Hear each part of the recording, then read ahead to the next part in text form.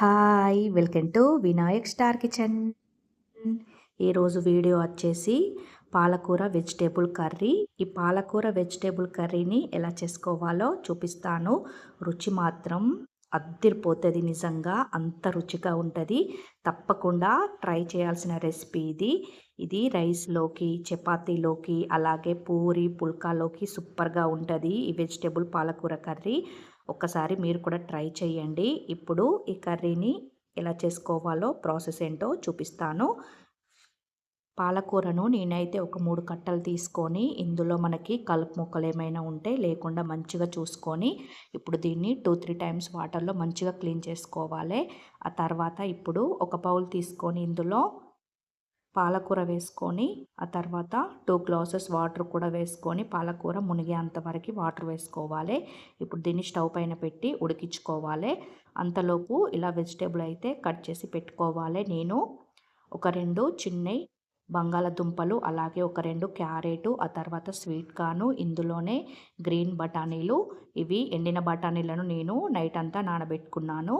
మీ దగ్గర పచ్చి బఠానీలు ఉంటే కూడా తీసుకోవచ్చు. ఆ తర్వాత టమాటా ముక్కలు, పచ్చిమిర్చి, ఆనియన్స్ని కూడా కట్ చేసి పక్కన పెట్టుకోండి. చూడండి, మనకి పాలకూర అయితే మరీ ఎక్కువ కుక్ అవనవసరం లేదు. ఒక 5 మినిట్స్ ఉడికించుకుంటే సరిపోతుంది. ఇప్పుడు మనకి పాలకూర అయితే చక్కగా ఉడికిపోయింది. దీన్ని పక్కకి దించుకొని చల్లారిన తర్వాత మిక్సీలో వేసుకొని ప్యూరీలాగా గ్రైండ్ చేసి అయితే పక్కన పెట్టుకోండి. ఇప్పుడు కర్రీ కోసం ఒక కడాయి పెట్టుకొని ఇందులో 3 టేబుల్ స్పూన్ల ఆయిల్ వేసుకొని 1/2 టేబుల్ స్పూన్ జీలకర్ర, ఆవాలు, ఒక 2 పచ్చిమిర్చి, ఆ తర్వాత కట్ చేసి పెట్టుకున్న ఆనియన్స్ని కూడా వేసుకొని ఈ ఆనియన్స్ ఒక 1 మినిట్ ఫ్రై చేసుకోవాలి. ఆనియన్స్ కొంచెం ఫ్రై అయిన తర్వాత ఇప్పుడు ఇందులో మనం కట్ చేసి పెట్టుకున్న క్యారెట్, అలాగే స్వీట్ కార్న్, అలాగే బఠానీలు, ఇందులోనే బంగాళదుంప ముక్కలు కూడా వేసుకొని వీటిని ఒక 2 నిమిషాలు గ్యాస్ సిమ్లో పెట్టి మంచిగా వీటిని ఫ్రై చేసుకోవాలి. ఇలా మంచిగా మిక్స్ చేసుకున్న తర్వాత మూత పెట్టి ఒక 3 నిమిషాలు అయితే వీటిని మనం ఆయిల్లో మంచిగా ఫ్రై చేసుకోవాలి. చూడండి, ఇలా ఒక 3 నిమిషాలు ఫ్రై చేసుకుంటే సరిపోతుంది. ఇప్పుడు మళ్ళీ ఒకసారి మంచిగా మిక్స్ చేసుకొని ఇందులో నేను 1 టేబుల్ స్పూన్ పసుపు, అలాగే 1/2 టేబుల్ స్పూన్ అల్లం పేస్ట్ కూడా వేసుకుంటున్నాను. నేను అల్లం అయితే అన్ని కర్రీలలో వేసుకుంటాను. మీరు అల్లం కావాలంటే వేసుకోండి, లేదంటే స్కిప్ చేయొచ్చు. ఇప్పుడు ఈ అల్లం పచ్చివాసన పోయేదాకా ఒకసారి మంచిగా మిక్స్ చేసుకోండి. ఆ తర్వాత టమాటా ముక్కలు కూడా ఇందులో వేసుకొని మంచిగా మిక్స్ చేసుకోవాలి. టమాటాలు అనేటివి మీ ఆప్షనల్. ఇవి కూడా పాలకూరలో టమాటా తినకూడదని అంటారు కదా, కానీ మనం ఎప్పుడో ఒకసారి వేసుకుంటాం కాబట్టి ఏం కాదు. మీరు కావాలంటే వేసుకోండి, లేదంటే స్కిప్ చేయొచ్చు. ఇప్పుడు ఇందులో రుచికి సరిపడా సాల్ట్ కూడా వేసుకొని మంచిగా మిక్స్ చేసుకొని టమాటాలను మగ్గించుకోవాలి. టమాటాలు మగ్గిన తర్వాత మనం గ్రైండ్ చేసి పెట్టుకున్న ఈ పాలకూర పేస్ట్ని కూడా ఇందులో వేసుకొని ఒకసారి కలుపుకొని ఆ తర్వాత ఇందులో నేను 2 టేబుల్ స్పూన్ల కారం వేసుకుంటున్నాను. మీరు తినే స్పైసీనెస్ బట్టి కారం అనేది యాడ్ చేసుకోండి. ఇప్పుడు కారం కూడా వేసుకొని ఒక 2 నిమిషాలు అయితే మూత పెట్టి ఉడికించుకోవాలి. చూడండి, మనకి చక్కగా ఆయిల్ అయితే పైకి తేలుతుంది కదా. వెజిటేబుల్స్ కూడా మనకి సగం పర్సెంట్ అయితే కుక్ అయిపోయి ఉంటాయి. ఇప్పుడు ఇందులో 2 గ్లాసెస్ వాటర్ వేసుకుంటున్నాను.